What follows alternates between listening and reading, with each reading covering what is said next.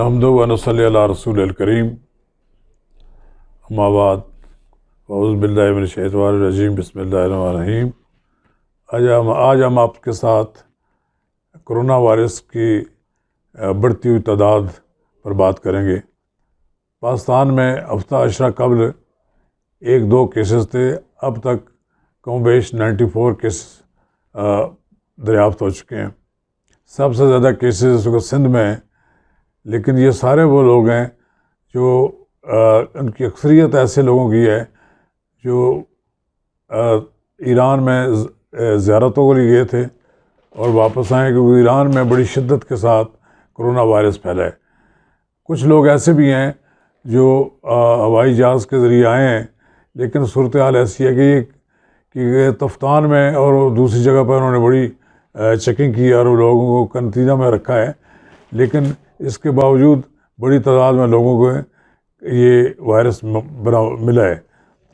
حکومت نے 2-3 روز پہلے جب حکومت نے قومی سلامتی کمیٹی کا اجلاس ہوا تو اس میں یہ نئی پابندیاں لگائی گئیں۔ عملاً اگرچہ اس کا اعلان تو نہیں کیا گیا، لیکن ہیلتھ ایمرجنسی کا اعلان تو نہیں کیا گیا، لیکن عملاً یہ ہیلتھ ایمرجنسی ہے۔ اس وقت تمام شادی ہال، سینما گھر بند کر دیے گئے ہیں۔ اسی طرح تمام اسکولوں میں چھٹی کر دی گئی ہے۔ اسی طرح عام اجتماعات کی بھی پابندی لگا دی گئی ہے۔ یہاں سب سے بڑا اجتماع تبلیغی جماعت کا ہوتا تھا، وہ بھی مختصر کر کے ختم کر دیا گیا ہے۔ اسی طرح اب عام مقامات جو ہیں، پبلک کے مقامات، وہاں پر بھی لوگوں کو کہا جا رہا ہے کہ وہ نہ جائیں۔ اس طرح عملاً ایک پورے ملک میں سناٹے کی کیفیت ہے۔ سرکاری یا غیر سرکاری دفاتر میں حاضری کم ہو گئی ہے۔ بعض غیر سرکاری دفاتر میں ملازمین کو کہا گیا ہے کہ وہ اپنے گھروں میں بیٹھ کر کام کریں۔ اس وقت عملی طور پر پورے ملک میں زندگی مفلوج ہو کر رہ گئی ہے، لیکن ہمیں یہ سوچنا چاہیے کہ اس سے نپٹنے کے لیے ہم نے قومی سطح پر کیا کرنا ہے۔ قومی اسمبلی اور سینٹ کے اجلاس بھی اب نہیں ہو رہے۔ اس طرح پارلیمنٹ میں بھی وہاں پر میڈیسنز ایسی چھڑکاؤ کیا جا رہا ہے جس سے کہ وہاں بھی اس وائرس کے کوئی اثار نہ ہو۔ لیکن بات یہ ہے کہ ہمیں اس سے نمٹنے کے لیے، جیسا کہ حکومت بار بار کہہ رہی ہے، ہمیں اس پہ عمل کرنا چاہیے۔ اس میں ہمیں 3 ایئرپورٹس رکھے ہیں جو باہر سے آ رہے ہیں، لیکن ان ایئرپورٹس پہ سختی کے ساتھ کرونا وائرس کی ٹیسٹنگ ہونی چاہیے۔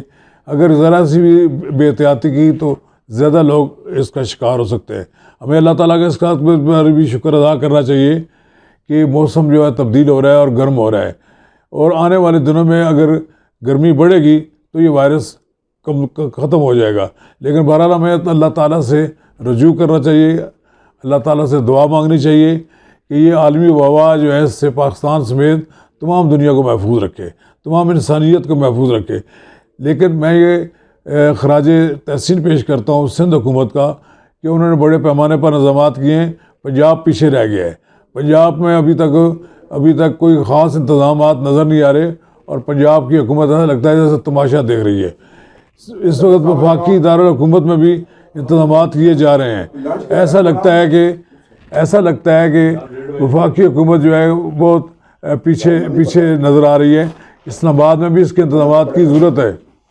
میں یہ سمجھتا ہوں کہ آنے والے دنوں میں ہمیں مزید زیادہ سختی کی ضرورت ہے، اور یہ سختی اس حد تک ہونی چاہیے کہ کوئی سکول کھلا نظر نہیں آنا چاہیے۔ مجھے معلوم ہوا ہے کہ پچھلے دنوں جب پابندی لگائی گئی تو کچھ سکولوں نے اس کو حکم کو نہیں مانا، لیکن ان کے اساتذہ نے ان کے طلباء نے جب شکایت کی تو وہ بند کیے گئے۔ حکومت کو ایک جو ریاستی سطح پر جو اقدامات کرنے ہیں، اس میں سب سے بڑے اہم اقدامات تو یہ ہیں کہ جو فیصلے کیے گے ان کو امپلیمنٹ کیا جائے۔ امپلیمنٹیشن کے ساتھ ساتھ یہ بھی دیکھا جائے کہ جو لوگ نہیں عمل کر رہے ہیں ان کو سزائیں دینی چاہیے، ان کو جیلوں میں بھیجنا چاہیے تاکہ یہ سلسلہ ختم ہو جائے۔ جب تک ملک میں ہیلتھ ایمرجنسی ہے، پوری قوم کو حکومت کے ساتھ تعاون کرنا چاہیے، اور حکومت کو بھی اپنی ذمہ داریاں محسوس کرنی چاہیے۔ حکومت کو بھی اپنا ساری توجہ سیاست سے ہٹ کر اس کرونا وائرس کو ختم کرنے میں کی طرف مبذول کرنی چاہیے، بجائے اس کے کہ آپ سیاستدانوں ایک دوسرے کے ساتھ الجھتے رہیں، ایک دوسرے پر الزام تراشی کرتے رہیں۔ سارے کے سارے سیاستدانوں کو مل کر ایک لائے عمل بنانا چاہیے. قومی سطح پر جو لائے عمل بن گیا ہے اس پر ہمیں عمل درآمد کرنا چاہیے. اور اگر ہم قومی سطح پر اس پر عمل درآمد کریں گے تو انشاءاللہ تعالیٰ پاکستان میں یہ وائرس ختم ہو جائے گا.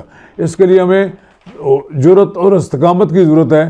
اس کے لیے ہمیں ایک ایسی حکمت عملی کی ضرورت ہے کہ جس پر عمل درآمد کر کے ہم اس پر وائرس پر قابو پا سکتے ہیں.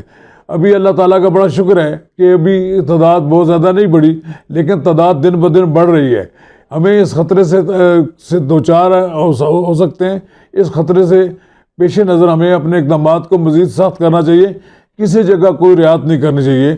تمام وہ لوگ جو اس وائرس کا شکار ہیں انہیں قرنطینہ میں لے جانا چاہیے، انہیں آئسولیٹ کرنا چاہیے، اور اس کے بعد میں سمجھتا ہوں کہ خاصی حد تک اس میں کمی آ جائے گی. اور وہ جو طبی عملہ کام کر رہا ہے وہ بھی خراج تحسین کا مستحق ہے. انہیں بھی حوصلے اور جرأت کے ساتھ مریضوں کا خیال رکھنا چاہیے. حکومت کو اس معاملے میں پوری طرح توجہ دینی چاہیے. جیسا کہ وزیر اعظم نے کہا ہے کہ وہ قوم سے خطاب کریں گے، وزیر اعظم کو قوم سے خطاب کرنا چاہیے. پوری مشنری کو عوام کو اعتماد میں لینا چاہیے اور ان کو حوصلہ افزائی کرنی چاہیے تاکہ لوگ جرأت اور استقامت کے ساتھ اس بیماری اور اس وبا کا مقابلہ کر سکیں. لوگوں میں گھبراہٹ نہیں ہونی چاہیے، لوگوں میں خوف و ہراس نہیں ہونا چاہیے.